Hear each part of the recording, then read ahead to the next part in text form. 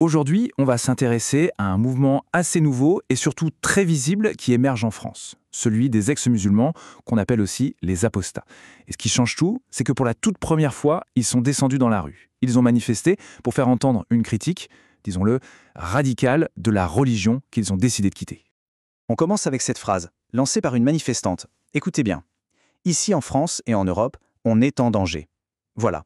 Ça pose le décor, hein. On sent tout de suite que les enjeux sont très élevés et qu'il y a un vrai sentiment d'urgence qui les pousse à agir. Bon, avant d'aller plus loin, juste pour être sûr qu'on parle bien de la même chose, un apostat, c'est quoi exactement? Eh bien, c'est quelqu'un qui renie publiquement sa religion. Et là, précisément, on parle d'hommes et de femmes qui ont abandonné l'islam et qui surtout le revendiquent haut et fort. Pour bien comprendre leur démarche, on va regarder ça en 4 points. D'abord, qui sont-ils vraiment? Ensuite, pourquoi est-ce qu'ils s'attaquent directement au texte sacré? Troisième point, le fameux conflit de valeurs qu'ils dénoncent. Et pour finir, on verra ce que ça implique pour eux de prendre la parole, cette liberté de contester. Allez, on y va. Première partie, qui sont ces apostats?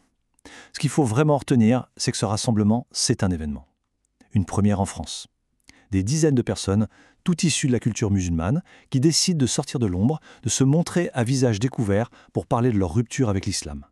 Et ce qui est vraiment frappant quand on les écoute, c'est que pour beaucoup, tout part d'un choc. Ce n'est pas d'abord un raisonnement intellectuel. Non, c'est une crise personnelle, un moment de bascule où leur conscience, leurs valeurs sont entrées en collision frontale avec ce qu'ils lisaient dans les textes. Il y a ce témoignage, celui d'une jeune femme, qui est assez parlant. Elle raconte, elle avait 14 ans, elle lit un passage qui appelle à tuer les non-musulmans.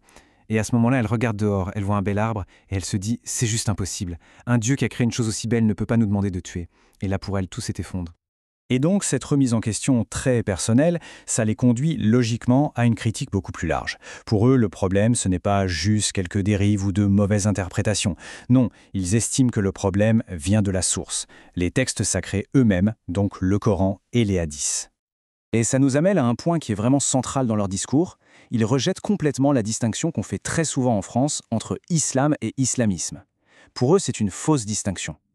Ils disent que l'islamisme, ce n'est pas une version déformée de l'islam, mais c'est tout simplement l'islam appliqué à la lettre.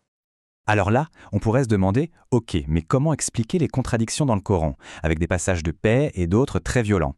Eh bien, ils ont une réponse à ça, c'est la théorie de l'abrogation. L'idée, en gros, c'est que les versets révélés plus tard, à Médine, quand la communauté musulmane était devenue une force militaire, viennent tout simplement annuler et remplacer les versets plus anciens et plus pacifiques de la période de la Mecque. Et pour illustrer leurs propos, ils ne manquent pas d'exemples tirés des textes. Ils parlent du mariage des filles très jeunes, en citant l'exemple du prophète avec Aïcha, de l'inégalité juridique des femmes, que ce soit pour l'héritage ou la valeur de leur témoignage, de l'obligation du djihad armé, ou encore de ce qui est dit sur le meurtre des non-croyants et la permission de prendre des esclaves. Alors on voit bien que cette critique des textes, ce n'est pas qu'une affaire de théologie. Ça débouche sur une question bien plus large, celle d'un conflit de valeurs. L'idée qu'ils défendent, c'est que l'application de la loi islamique, la charia, est tout simplement incompatible avec les fondements d'une société laïque et moderne comme la France. Du coup, ça pose une question absolument centrale. Quand la loi religieuse et la loi de la République s'opposent, laquelle doit avoir le dernier mot? Et on va voir que pour une partie des croyants, la réponse est loin d'être évidente. Pour appuyer leur inquiétude, un des intervenants cite un sondage de l'IFOP. En 2016, 57% des musulmans interrogés en France auraient dit que pour eux, la loi religieuse passait avant celle de la République. Et ce chiffre, il monterait même à 65% chez de jeunes lycéens musulmans, d'après une autre étude de 2020. Autre exemple de ce choc des valeurs, mis en avant par un autre manifestant, le regard sur l'homosexualité. Il s'appuie lui aussi sur un sondage IFOP de 2019 cette fois, qui indiquait que 63% des musulmans de France considéraient l'homosexualité comme une maladie. Et cette citation, elle résume parfaitement leur scepticisme face à toute tentative de réforme. L'argument est simple, si la loi de Dieu est divine, elle est valable pour toujours et partout. Si on commence à la modifier pour l'adapter à notre époque, alors ce n'est plus la parole divine, c'est aussi simple que ça. Mais voilà, prendre la parole pour dire tout ça, ce n'est pas rien. C'est une démarche qui comporte de vrais risques. Alors quels sont ces risques, justement? Et au fond, qu'est-ce qu'ils revendiquent? Le risque ultime, celui qui est inscrit dans les textes et que les intervenants rappellent souvent, c'est la peine de mort. Un hadith dit clairement « Quiconque change de religion, tuez-le ». Alors, bien sûr, ce n'est pas appliqué en France, mais cette sentence religieuse, elle existe et elle pèse symboliquement très lourd. De manière beaucoup plus concrète, le coût est d'abord social et familial. Un intervenant explique que faire son coming out d'apostat, ça peut mener au rejet pur et simple, à être complètement discrédité par sa famille, et ça peut même aller jusqu'à être déshérité. Et puis, à notre époque, il y a les risques en ligne.